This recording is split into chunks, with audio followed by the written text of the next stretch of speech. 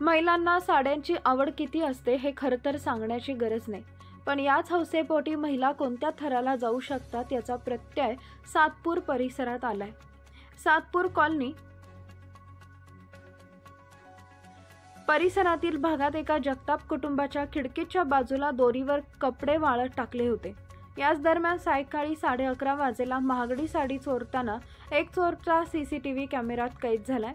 ग्राहकांनी दिलेल्या माहितीनुसार सातपूर पोलीस ठाणे हद्दीतील सातपूर कॉलनी श्रीकृष्ण नगर इथं दिनांक 16 ऑगस्ट 2024 रोजी सायंकाळच्या सुमारास एक चोरटा संरक्षण भिंतीवरून उडी मारून घराच्या अंगणात वाळत असलेल्या महागड्या साड्यामधील एक साडी चोरून नेल्याची घटना सीसीटीव्ही कॅमेऱ्यात कैद झाली आहे।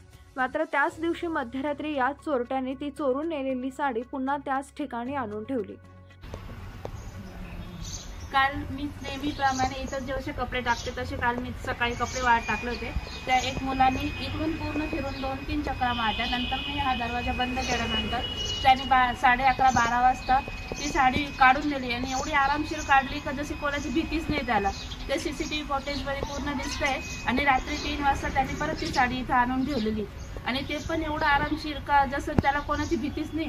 या नगरात एवढे पोरं फिरताय का कोण समजतच नाही, कोण कुठून येते कोण कुठून जाते। एकदम अशी घडी करून आणि आणून आणि अशी परत जसल्या तशी ठेवून दिली। या संदर्भात आपण काही पोलिसांना काही कंप्लेंट वगैरे दिली का? नाही, कंप्लेंट तर नाही दिली, पण द्यायची विचार चाललाय आमचा।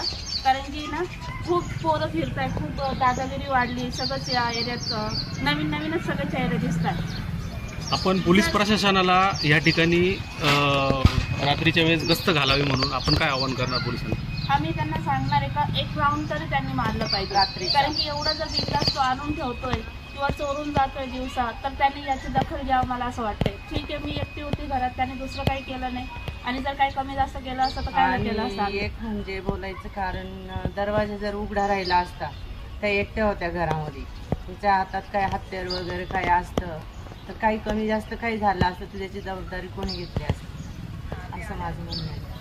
पोलिसांनी जास्तीत जास्त याच्यात दखल घ्यावं किंवा विचार करावा मला असं वाटतं। आपलं नाव?